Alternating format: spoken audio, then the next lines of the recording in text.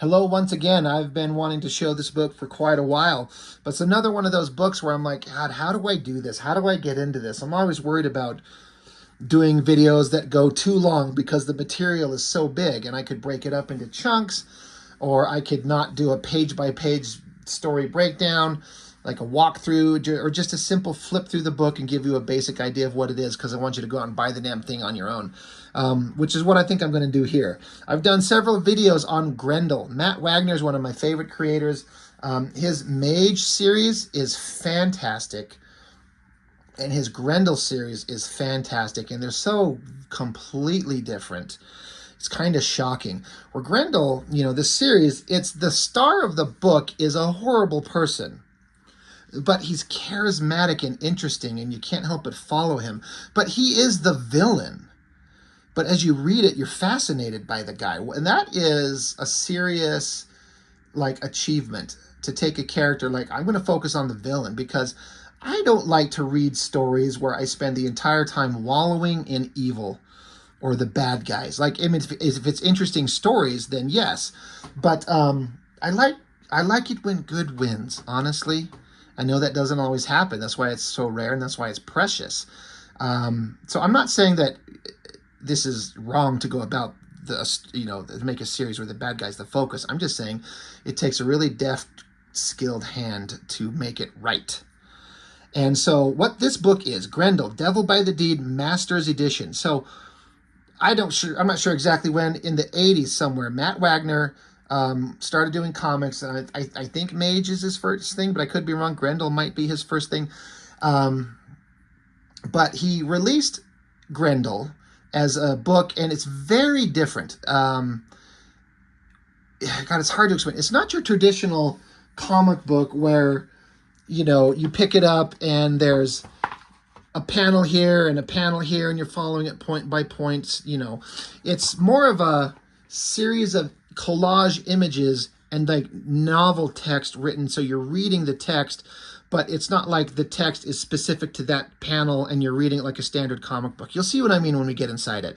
That's how this was originally done. And I'm not one to speak for what Matt Wagner did, but that series was his first introduction to Grendel years ago in the 80s. And there's an explanation that he does inside here. I'll do a little paraphrasing of it. But he basically wanted to redraw the entire thing in his modern style and add to the story to bulk it up, to make it the definitive version of the Grendel Hunter Rose character, which is a crazy ballsy thing to do. I mean, we all love Star Wars, right? The original Star Wars, but then George Lucas kept fucking with it, and he kind of ruined it. He doesn't understand that it was magical in its original incarnation, just as it was. So how do you take someone like this, and, it's Matt Wagner. He owns it. It's his thing. He can do any damn thing he wants to. Of course he can. But how dare you take something that's got love and respect and redo it completely, adding more to it? Well, if you're really good, if your name is Matt Wagner and you're really good, you produce the definitive work of it. So what's interesting about the original Grendel series is, I can't remember how it was released. If it was released as one big thick book, I don't think it was. I think it was in small chapters, but it told the entire story of Grendel, from young man to the rise of his power as a crime lord over the city, to his ultimate confrontation with his nemesis in the book, till him actually dying. In the entire original Grendel run, you see him start, rise to power, and die. And so Matt Wagner wanted to take all of that and redraw the entire thing. Redrew it, not just cleaned it up and recolored it or some bullshit like that. He redrew the entire thing and added more pages. So it's even bigger than it was. Look how big this book is. I got this for $30. It was actually on Amazon. That's how I was able to get my hands on it. The back design is beautiful. Love that shot. Matt Wagner returns to the seminal Devil by the Deed Hunter Rose story that started the epic centuries-spanning Grendel saga. In this all-new reimagining of Devil by the Deed, Wagner brings his decades of experience and artistry back to the famous narrative that first began his lengthy and illustrious career as a comic book author. The original tale of the dashing and diabolical Hunter Rose was deceptively brief, considering its cultural impact. Over the years, Wagner has expanded on the story of Hunter Rose and now weaves the most dramatic dramatic of those elements into a brand new graphic novel. Matt Wagner is at the height of his artistic and storytelling prowess, featuring 120 all-new story pages that will dazzle first-time and long-time readers alike. So that's a perfect way to put it. One thing I also love is the black and white, gray tones, and then red is the color scheme for this entire thing. It's so good. It's so beautiful. I love this thing so much. What a wild, weird pattern to put on the inside. I don't hate it, but it's really strange. But you got Grendel, Devil by the Deed, Master's Edition. Great shot. I love his simple use of black shapes. It's like simple lines put in the exact right spot to tell the visual story exactly as needed without over-rendering the shit out of it. And this character design is such a sleek, like, I remember the first time I saw the Grendel mask design, I didn't know anything about it. I didn't care. I didn't even like it. But once I read the character and got to understand it, I see this design, this silhouette. I mean, this costume that Grendel, this is his regular outfit. The black outfit, the white gloves, the white boots, the staff with the double-bladed sword on the end, and then that mask design that's kind of like a Spawn-looking kind of thing before Spawn existed. So that's his regular outfit. But even this one, just this like long trench coat in like a tuxedo. He's so sinister once you understand the character. He's so goddamn dangerous. If you earn his respect, he'll kind of leave you alone. But if you cross him in the slightest, he can take you out in the blink of an eye. He's not one to torture you. He'll just end you. He'll end your existence. He's just an incredibly diabolical character. But this is what I'm talking about. There's just text boxes and then a great set of imagery to just go around it. And again, you could get the original books and go through it and kind of follow it page by page and see how there's very similar echoes of each other, but it's taken to a whole new level. I also want to make sure I mention, this is important. This is one thing I actually really love. So it's Pencils Inc.'s, Story Pencils Inc. Matt Wagner, but Brennan Wagner, it's his son. He's now working with his son to do the coloring. And I just love that idea. Like, you're a creator, been working for decades, you have a wife, you have a child, your son grows up to be artistic, interested in the arts as well, and now he's working with you on the comics. Like, what a magical idea. Sorry, that's the daddy in me just thinking about it. But there's Hunter Rose, and there's that sinister looking mask, and I'll break down it's kind of hard to explain it, but again, here's just these series of images, and then these, and it's designed to look like pages in a book taped up, which is, I believe, how it's told. It's told like there's a character who wrote the history of Hunter Rose. And so these are like taped up pages from the book that it was written by the character in the future. How he was born out, unbelievably smart, unbelievably dedicated, master fencer.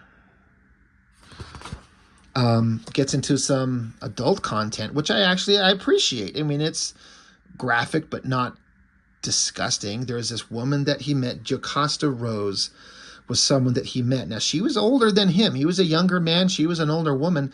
She was training him on the sword fencing, but they just clicked. They got along. It's just one of those things, I think, if you're lucky enough in this life to have met someone where you just, that person that just gets you is the idea. And Hunter Rose, when he was younger, everyone's beneath him. He hadn't quite become the sinister person that he was going to be, but he just kind of understood that he's better and smarter than everyone else. And so that creates a monster. But he was into this woman. She sparked his soul, interested him.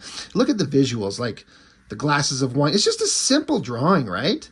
But the storytelling, tipped over, the wine, the hearts, the broken heart.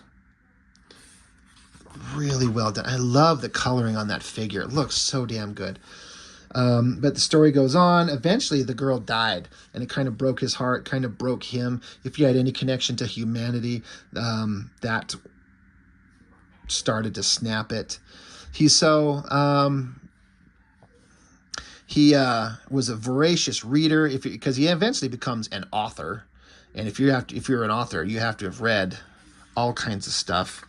And at 17 years old, this is the part that's a little weird. He was 17 years old and she was 36. So that's very inappropriate, but it's just what the story is. So well, I didn't write it. But he finally found his Grendel persona. He chose this name from the ancient poems of Beowulf, a predatory demon who strikes in the night. Perfect. And I love that, you know, he's got this like fencing mask. That's probably how he started to get the design of what would later become him. So then he eventually, he takes the world by storm. He becomes an author, writes these books that became very popular. He's very smart, and so he's just this darling of society. Handsome, dashing, kind, considerate, wonderful. But secretly, he's this... I mean, I think of him as like a ninja, like the stereotypical version of like just this figure in the dark at night that will just kill you silently and you'll never see him coming. But he's just kind of building up his ambitions to rule the city, rule the underworld. So he makes connections, does things with mob bosses. There's murders going on. But again, you can see, like I was talking about, how it's these pages taped up over and all these just images telling the story. It's all the black and white, gray tones, and red everywhere. And then he just keeps reaching the heights of taking over the mob world. Look at this striking image. I love this stuff. I mean, Matt Wagner draws in the complete opposite way of me, where I can't help but want to start putting all this cross-hatching and line work and textures. And I feel like if I were just to simplify down to something the way he does, I would be a much better artist. But you have to understand everything to be simple. It's deceptively simple. It's complicated to learn how to be this streamlined. Love that picture, love the pose, love the skull in the background, the coloring. God damn, is this good. It's just a visually stunning thing. Then we're introduced to this character, Argent. Basically like a werewolf, a Native American werewolf that's 300 years old. And he's like a good guy, which is an interesting take. The werewolf monster is the good guy, and the handsome man is the bad guy, taking those tropes and flipping them on you. Argent has held an uneasy truce with the police and has helped them out, and their paths will eventually be on to cross paths and become enemies. So you got handsome Hunter Rose, the wolf Argent, and Matt Wagner's ability to do like cityscapes. Giant tall structures. It's so good. So it goes into how he kind of continues his rise to power with the mob bosses. I guess somebody gave him attitude, so suddenly one of the mob bosses wasn't showing up anymore, and he just has this thing underneath this red tablecloth in the middle of the table. No one ever lifts it up. Grendel never lifts it up to see what's inside of it, but they all know what's in there. It's implied that it's the head of the guy who was not falling in line. So what a way to demonstrate, like, we all know what's under there. Guess who's in charge? And as the story goes, Grendel kind of starts letting all these mob bosses know, like, hey, I'm in charge. But if you all just fall in line, we all do what I say, we're all going to profit from this. And this is not a problem. You'll get money, so let's just all fall in line or I'll have to cut your fucking head off. So the story just goes on, more associations that he makes, the rich and wealthy kind of world that he lives in. And then there's another weird, interesting element that comes along. Hunter Rose is introduced to this 8-year-old girl. It's the niece of one of his close associates. And he's just fascinated by this kid in a way that no one's ever been fascinated him before. Everyone's beneath him. But this kid is smart and charming and witty, and he kind of takes on like a fatherly role to her. And she likes him, he likes her, and they just get along, and he's very wealthy, so he's able to indulge her and spoil her. So it's a weird kind of like, who's the parents of this kid? Why do they let this random rich guy interact with her? But it's just part of the story. The confrontations with Argent the wolf kind of keep building. But also, at some point, the wolf meets the girl, and the girl likes the wolf. She's not afraid of him. It was just kind of one of those things where she kind of stumbled into a room where they were at, and she's just like, I'm not afraid of you. And the wolf was like, this is interesting. And he kind of like thought this kid was fascinating too.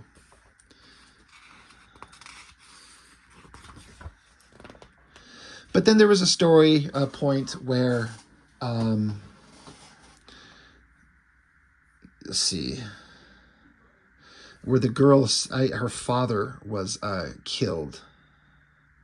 And it happened in front of the girl. So he throws on his mask to get her out of there so she wouldn't have to be in the presence of the murder that happened. So he gets her out of there to kind of protect her, but he throws on the mask so she doesn't know that it's him, Hunter Rose. I guess she passes out. So he takes her out and gets her away. And then the wolf shows up. Now, this is an interesting thing. I've been kind of doing the same thing. He's like a hairy, nude figure. He's got his fucking balls hanging out. And I've been drawing my Masters of the Universe fan comic, and I've got Beastman resurrected from the afterlife. He's like an undead, unkillable zombie wolf creature, like a werewolf. And I've had scenes where I'm like, I have to put the indication of his little fucking nutsack hanging out because that's how it is. But anyway, the wolf shows up, and so they end up in conflict. And no one can fight a werewolf except Hunter Rose, who's just an incredible hardcore badass that is literally leagues above everyone else. In fact, the only character that's ever given him struggle is Batman. There was a Grendel Batman crossover. It's a beautiful story. It's amazing. It's the first time I ever read Grendel. I've already reviewed it on my channel. And Batman is the only one that gave Grendel pause in a conflict. But the story goes on, the conflict as they're fighting. It's, the wolf is kind of shocked at what a badass fighter Grendel is, but they keep fighting. The wolf is bloodied. He's never ran into anybody like this. And he gets taken out pretty quick. Not dead or anything, but Grendel is just too good. Takes him out. But when he goes back, the problem is when he went and took the little girl and got her away from the murder of her father, he comes back and find out the girl woke up. I'm sorry. The girl had not woken up, but some random passersby found the girl lying here when he was off distracted fighting the wolf and took her. Somebody kidnapped the girl that he is so precious about. So he questions a cab driver who was nearby and saw what went on. He got the description of a man who had just hurried by carrying a little girl. Grendel killed the driver for not getting involved. So he's like, to this driver of the cab, he's like, he saw that some man was running along with an unconscious girl and saw it and didn't get involved. So yeah, you saw what happened and you're giving me the information I want, but he fucking kills him. This is Grendel. He's like, there is a little morality. He's going to protect this innocent girl at all costs. But if you cross him in any way, like you didn't get involved, you didn't stop somebody kidnapping a girl, you just watched it, boom, you're dead. And so the guy that kidnapped the girl, he's some guy, Bernie, he was a small-time pornographer and convicted pedophile. We'll probably never know what Gene was doing in that night, idly wandering this well-heeled area of houses, but he must have been giddy at his stroke of good luck in finding the unconscious child. His sense of caution was so affected, for he took his young captive straight to his own ratty apartment across town. Shortly after, Grendel arrived. It says, here we find chilling description of what he felt as he topped the fire escape and eased open the window. He relates his mental state as seething but single-minded. This wretch was not an opponent, merely a pathetic obstruction. So he got there just in time. So you can see this guy's got a camera out and the girl undressed. But Grendel wasted no time. Yeah, it says the autopsy reports reveal only one 80 or antemortem. Jesus Christ. Basically, one single killing stroke. Grendel showed up, boom, stabbed him, dead. Then it says Bernie was found crucified to the wall of his apartment by a pair of kitchen knives piercing his wrists, and the molester's nefarious video camera dangling by its charger cord from his testicles. So this is one of those things that Grendel has put out there, that he will not abide child pornography. And so then you're kind of like, well, hell yeah, I'm on board with that. And that's one of the things that he told all his mob bosses. You can do drugs, you can do any of the shit we normally do, but that thing is absolutely not allowed, and I will kill you instantly if any of you dabble in that. He will not abide that on any way. So that's an interesting, like, all right, no, I kind of like him. I'm kind of interested in this Grendel character. So Grendel takes the unconscious girl back, sets her back up outside, and puts her up there so when she wakes up, she'll at least feel like maybe she just wandered off and passed out and not have any kind of recollection of the horrible shit that was about to happen to her. So the story continues on. There's a lot of stuff that goes on. They become like, he adopts her. Grendel, Hunter Rose adopts the girl, and they're kind of happy. They're kind of, again, like now a father-son kind of relationship. And God, I just love every one of these goddamn double-page spread visuals. The coloring, that design of Grendel, that mask and the sword. Look at the structure, the building, what's the word I'm looking for? But just being able to draw these buildings in perspective, and it's so beautiful. It's so good.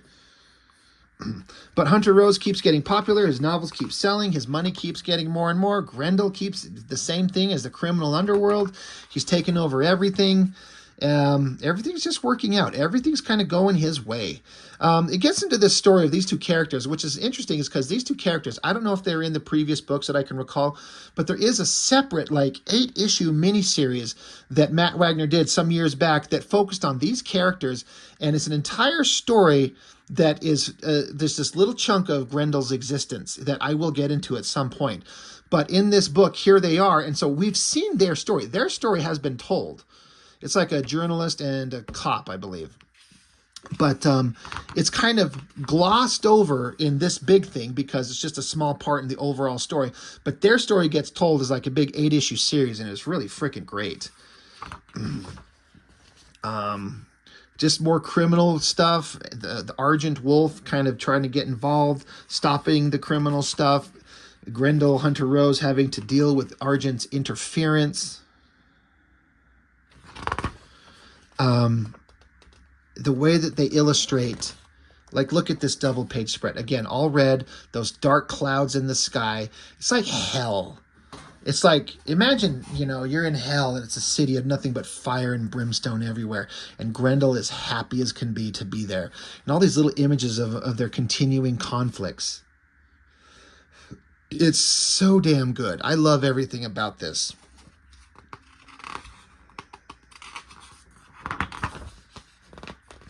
And then it's just, and again, the story gets into more characters, police chiefs, mob bosses, lawyers, all kinds of people that kind of are wrapped up in the world of Grendel and what's going on. In a way, if I could have a comic book colored, it would be like this gray tone, this gray scale. The red would be nice. Maybe spot colors. Maybe some pages would be red. Maybe some pages would have blues or yellows. But just gray tones and then spot colors here and there. Not just reds, but, where appropriate, different tones.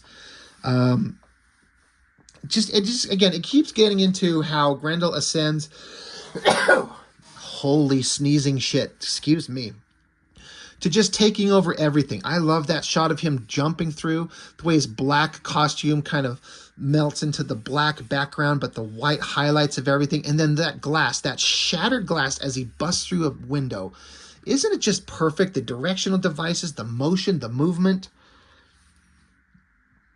So good.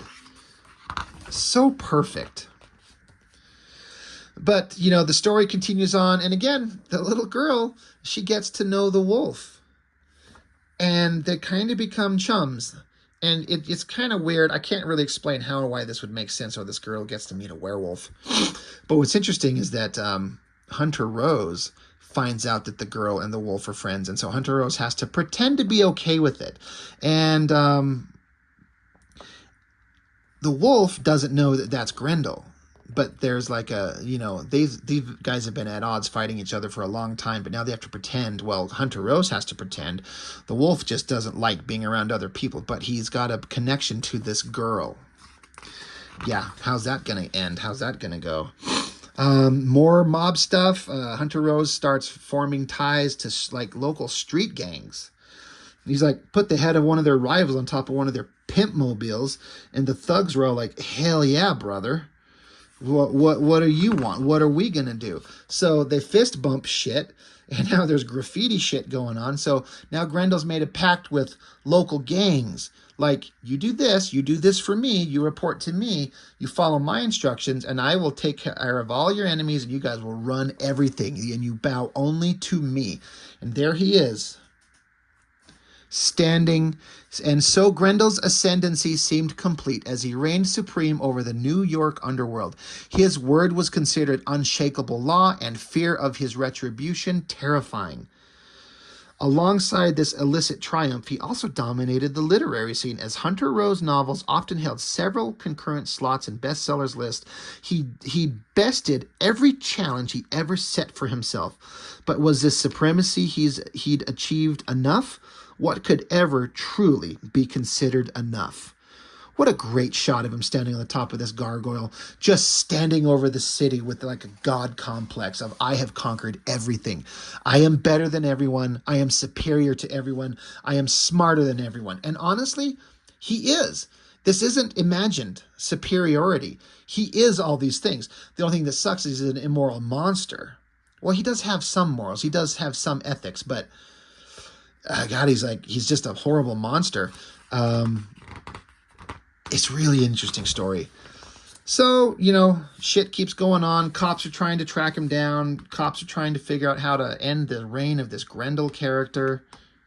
They're not being successful. More stuff with the wolf, of course. The cops are it's just kind of continuing all that kind of storyline. There's that great shot of him just reigning over the city. It says, let's see. And still the specter of Grendel continued to loom over the entire city. His name became the subject of both titillating rumor and the source of dire prediction. There wasn't a single illicit transaction within the 5 boroughs that didn't bear his stamp of influence in some fashion. And New York City was and is a city all but founded on illicit undertakings, from the highest political corruption to the lowest street-level larceny, all now operated under the patronage of a singular sovereignty. Of course, New York's criminal enterprises didn't operate in a vacuum. Inevitably, other underworld societies also felt the force of Grendel's authority. Some syndicates bristled at a recent increase in their transactional fees. So other guys are like, God damn it, we keep having to give a bigger cut to this fucking Grendel guy. I love this shot. Is it Grand Central Station? Is that right? But look at the lighting coming through the windows. It's so good. Matt Wagner's son is an incredible colorist. There's Grendel taking out more bad guys and sending them sausage to the enemies. Guess what? It's just ground up bad guys. Pretty fucked up stuff. But the problem is, I like this drawing of these two sitting at a table. There's a lightning bolt striking between them. There's a problem. It was around this time that a rift began to form between Hunter Rose and Stacy. The glamorous life of celebrity events that had at first so dazzled her young mind had begun to grow stale. She had no real friends her own age, and Hunter's dual identity and secret activities kept him from noticing it says this word, E-N-N-U-I, I've never heard that word before, that was starting to haunt her demeanor. Her life up until that point had been blurred by one calamity after another, and her new role as Uncle Hunter's poet Uncle Hunter's social pet now left her feeling lonely and numb.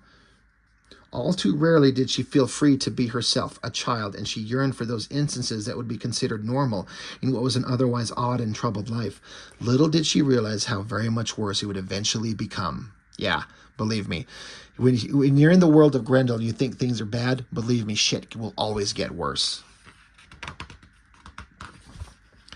So then there's this interesting part where they're talking about things that are going to be going on with the underworld. And then... because Grendel kept journals of all his activities. He wrote everything down that he did, every bad thing he did. It says, Grendel's extensive private journals, the main source of this documented history, provided a fascinating insight into the mind and persona of this remarkable being. They reveal an inhuman thirst for domination and a sociopathic brilliance that can only be called, for lack of a better word, genius.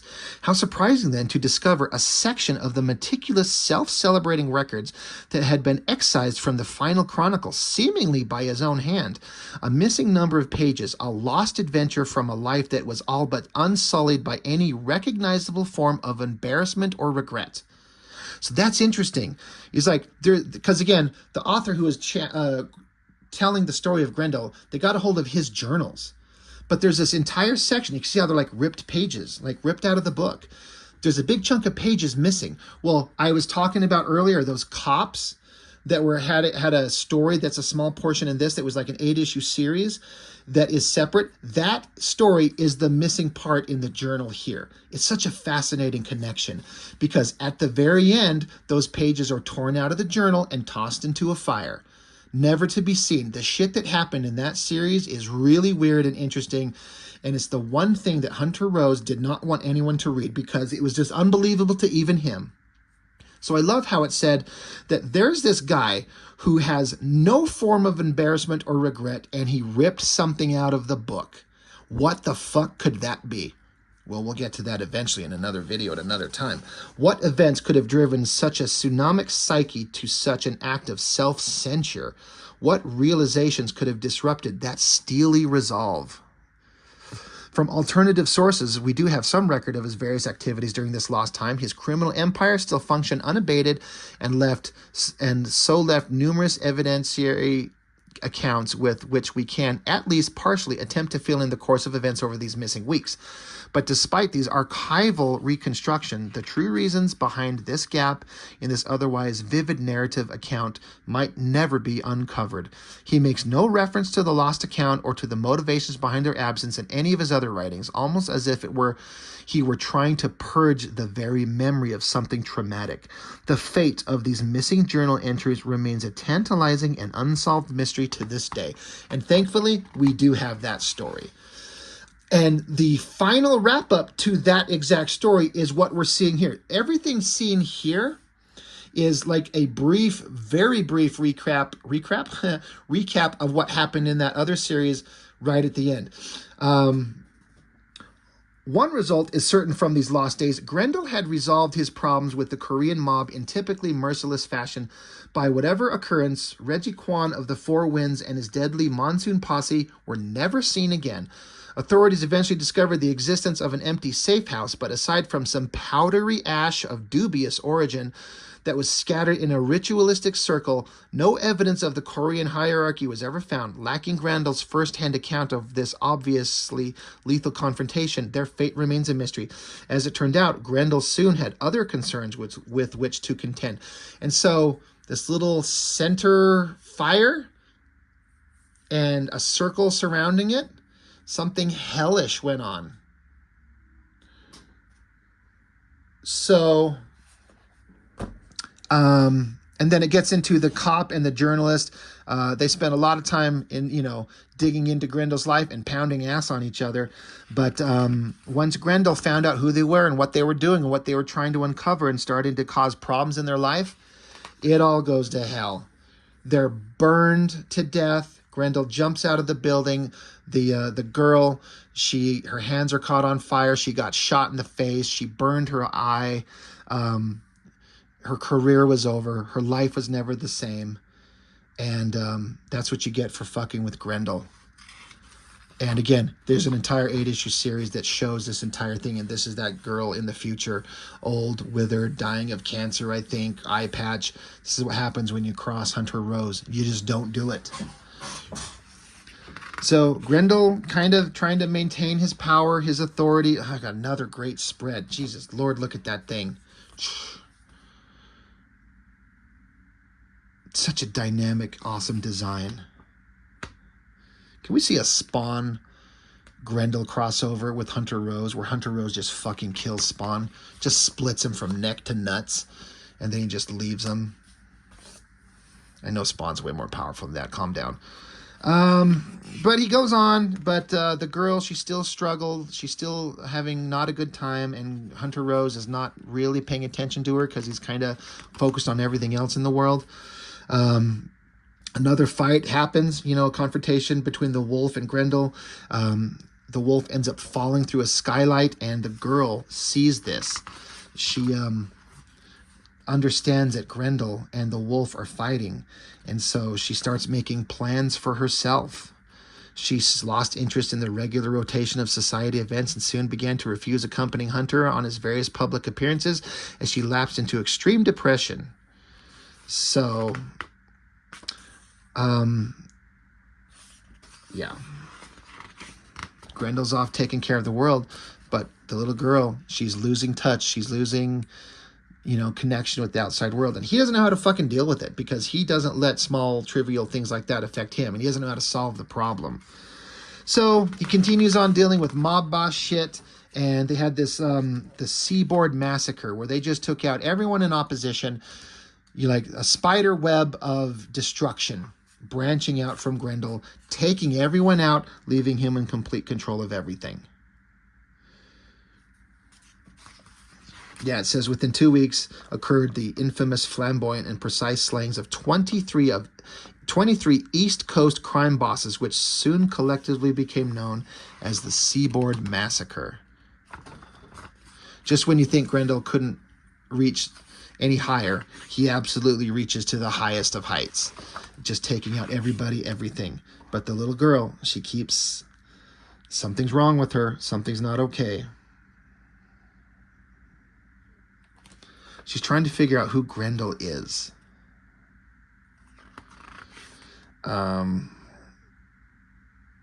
So she began her clandestine search for the meaning of Grendel. So she started reading in books. She read of the Beowulf tale. Things were just not going well. She's turning into a little mean kind of sociopathic kid. It's hard to explain everything without reading the entire story, so I'm just trying to give the basic story. But, again, the wolf and Grendel, they're coming to another confrontation, and the girl herself, who's friend and family to both of them, basically, she's kind of at the center of it. Here it says,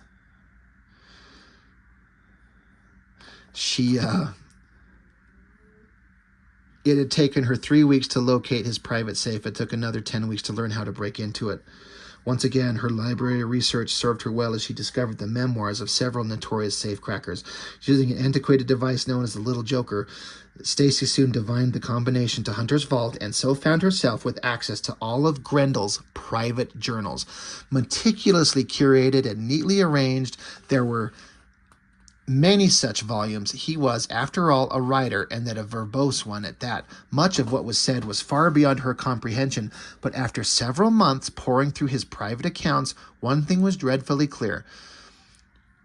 Rachel Coleman had not poisoned Barry Palumbo, so that's basically the guy that took care of her. She was told the story of who killed him. The evidence that had ultimately convicted her was completely contrived. Grendel himself had struck the deadly blow.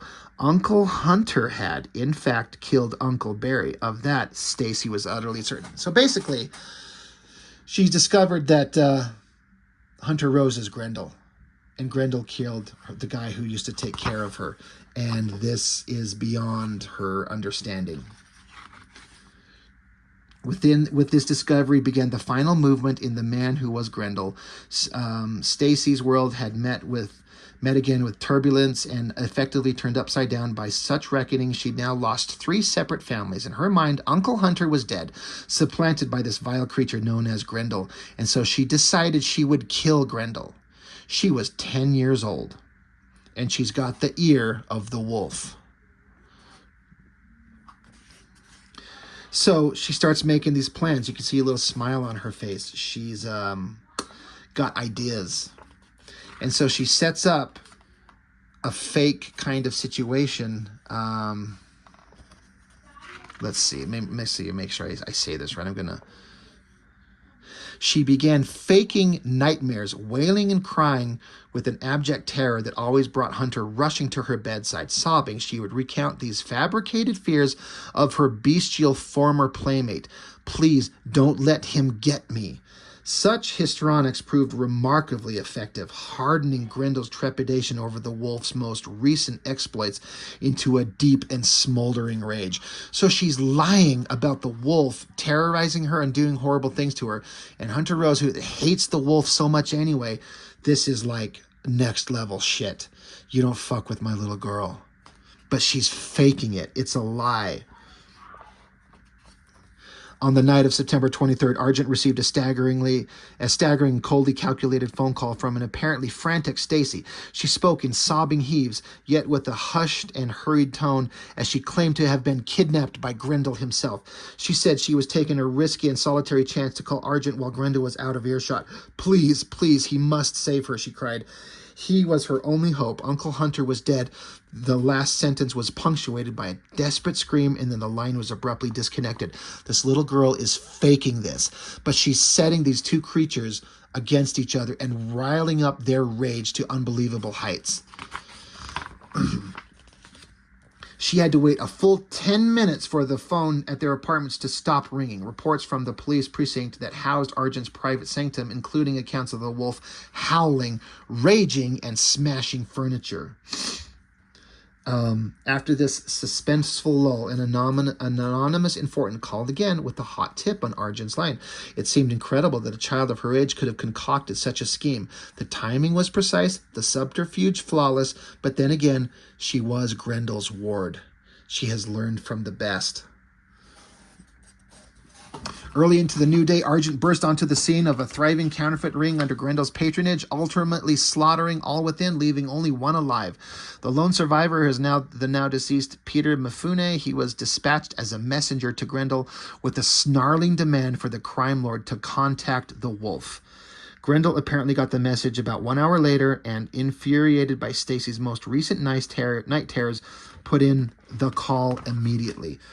So Grendel calls the wolf, and there's a transcript. The voice is Grendel saying, "I received your message, mongrel." Argent yells, "You bastard, give her back, you son of a bitch." Grendel says, "Who? What are you howling about?" "Stacy, of course, you bastard." "How do you know?" Argent says, "I know you have her." Grendel's like, "But how?" Argent says, "Give her back." Grendel says, "No." Argent says, "Where is she?" Grendel says, "You keep away from her." Argent says, "You cowardly son of a bitch." Grendel says, "Where? Where do you want to do this, you hairy bag of shit? When?" Argent says, 1 hour, the Masonic Temple in Midtown. Grendel says, "The roof, no one else." And Wolf says, "No one else." So again, Hunter Rose is finding out that he knows that Hunter Rose is Grendel, but he thinks the wolf is terrorizing the girl, and the wolf thinks that Grendel has kidnapped the girl. So they're both trying to protect her, and they're going to die to protect her. And she's just over here in her room. It says Stacy said later that she made herself a hot chocolate that night before going to bed. And then look at this fucking great double-page spread. The building, the red lightning striking, the character shots here. At approximately 4:30 p.m., both the combatants arrived at the Masonic Temple, whose rooftop had been designated as their arena. Neither had informed any known person as to the locale of their titanic duel. And again, I remember seeing this scene as drawn originally in the original book. It's very similar, with like a single image of them clashing and a bunch of little silhouette shapes around it showing the battle itself. So it's not going to be a bunch of pages of them battling. It's just they're in conflict Boom, love the gray tones and the red around it. And it's just these silhouette shapes, almost like Native American drawings, which Argent is Native American wolf. But you got Grendel and his electrified staff, and they're just fighting back and forth, fighting. Neither quite getting the upper hand until Grendel smacks down on his back, onto Argent's back, and then stabs him through his spine. And then Argent himself swipes up hard, sending Grendel flying, and they're both lying on the ground. It says, the results of this epic combat are well known. The forensic science had helped recreate the general choreography of the conflict. Of course, much had been written about the climactic engagement in the intervening years. But of those final moments they spent together, broken and mutually defeated, precious little is known. Whatever words of reflection or regret they might have shared with each other are lost to time, as Argent has remained ever aloof about the skirmish. So, the wolf survived, but Grendel did not. And the wolf will not talk about it. Following discovery of the surveillance tapes, a dozen units and 47 men arrived on the scene at 6:09 a.m. They quickly ascended to the roof, where they found Argent slumped against an exhaust vent, a dire wound at the base of his spine, and both of his legs permanently paralyzed. Nearby, sprawled against a connecting wall, they found Grendel, unmasked and dead. News of Grendel's demise and unmasking exploded across all forms of media. The infamous crime lord continued to dominate even after his own death. Public reaction to Grendel's true identity was one of indignation. How had he hidden under society's noses and yet held his blades to their throats for so very long? Almost instantly, the structure of organized crime on the entire East Coast began to crumble as authorities everywhere quickly moved into smashing much of Grendel's surviving hierarchy. His standard response to any although crippled, Argent is amazingly still alive, but has completely withdrawn from public sight. He has granted only 2 phone interviews since the incident. His standard response to any inquiries about his final meeting with Grendel is always the same: I'm going to die soon. So now, what become of Stacy? These circumstances left the state with the delicate and confused case of Stacy. Was she a victim or was she a perpetrator? The premeditation of her acts, combined with her age, led authorities to have her institutionalized. She would remain an incarcerated ward of the state for the next 14 years. Examination of my mother's further life and the public tragedy. So the story is being told by this girl's daughter. Examination of my mother's further life and the public tragedy she became must wait until a later time, as I now realize that I still do not fully understand the twisted occurrences of her reality. Her eventual release from institutional care and subsequent marriage to her therapist, Eric Oliver, is now one of the most infamous public tragedy yarns. So she's institutionalized for 14 years, but then she gets released and she marries her therapist, which in the world of therapy, you do not do. It should go without saying, but they did.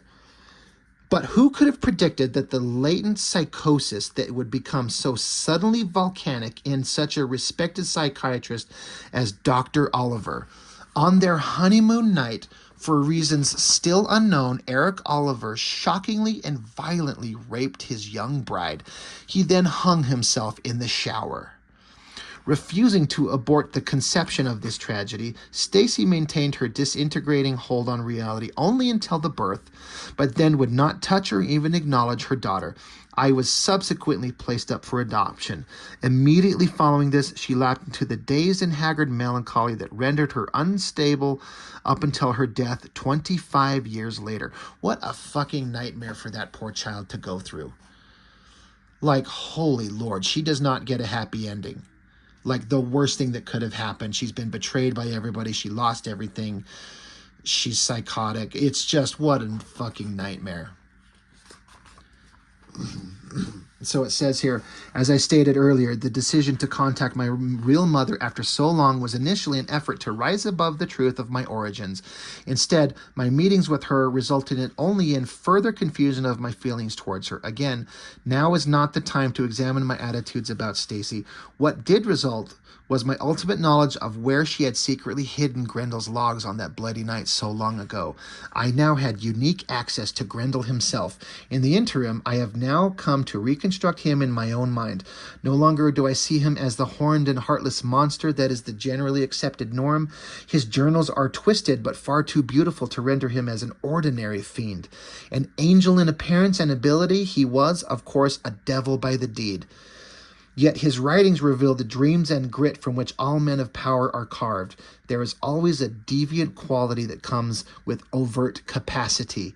Hazardous repercussions often stem from grandiose achievement, and requirement becomes desire and ultimately need. Grendel's singularity burned with a potency that rarely reaches fruition. Sadly, we often miss the initial spark of such infernos, and so find ourselves suffering from their consumption rather than profiting from their well-nurtured vigor and warmth. Regrettably, Grendel has always existed. He is the demon of society's mediocrity. And then it's kind of like about the author of this book. It's the daughter of Stacy. So then there is a breakdown in the back of Matt Wagner talking about what he did in this book and what it means. Excuse me. There's some of the original pages from the original volume that he did, 1986. And man, Matt Wagner has come a long way. He was good then, but he's just unbelievable now. And seeing this stuff in black and white, his use of shadows and lighting, the stark blacks, the highlight whites, and then like a gray tone. Stunningly beautiful. Amazing work. I am such a big fan of his work, and I will buy anything he does. So anyway, I didn't think this would go almost an hour, but I guess I shouldn't be surprised. Even just doing like a basic overview of everything. As a piece of art, I am just stunned by how beautiful this whole thing is. I love the packaging, I love the coloring, his art, and the story is so dense. It's so deep. There's so much in it. It's kind of hard to believe that... well, it's not hard to believe someone can write this, but it's just so good. Like, how do you come up with this stuff? It's just, he's inspired to write a story about a monster of society. I believe he said that Grendel is like a dissection of the nature of aggression, is I believe how Matt Wagner puts it. It's really interesting, and I recommend Grendel to anybody. I specifically, because I'm kind of snobby like that, I'm kind of all about Matt Wagner being the one who draws. There's a lot of Grendel stories out there drawn by other artists, because there's a lot of, everything that was in here is expanded on in different ways, in different stories by other artists. But I prefer, ultimately, the ones that Matt Wagner draws himself, because they are like the prime best ones. So Grendel, a great series. We'll go through that other series, the one I was talking about, the pages that were removed from his story, where even he was kind of ashamed to talk about it. It's really interesting, and we'll get to them eventually, but it's a hell of a story. You know what sucks? Is that Netflix commissioned and made, I think, like an 8-episode Grendel series that's completed and done. But right when it was getting done, as I understand it from an interview with Matt Wagner, I think on the Cartoonist Kayfabe channel, I believe, they said that Netflix got under new management, and new management did not want to push the show, so they shelved it forever. It's gone and done. You'll never see it. Matt Wagner's seen it, but they had character, actors, everything. They filmed, I think they said 8 episodes. It's done. It's available. All they have to do is fucking release it. But they said new management didn't want to do it, and so they shelved it, put it away under the vault, lock and key, never to be seen. So I was like, was it that bad? The source material's brilliant, but did somebody adapt it right? You think if they have a hit on their hands, they just release it. So I don't know. That sucks. I'd love to go over to Matt Wagner's house and sit down and watch a show on this thing and just see how it come out. I bet it has the potential to be so good. Anyway, Grendel, Devil by the Deed. Brilliant, beautiful, and I cannot recommend it enough. So pick up this book. Go find it and read the entire thing. It's great stuff. So that's all I've got for now. Thanks for watching. I'll see you next time.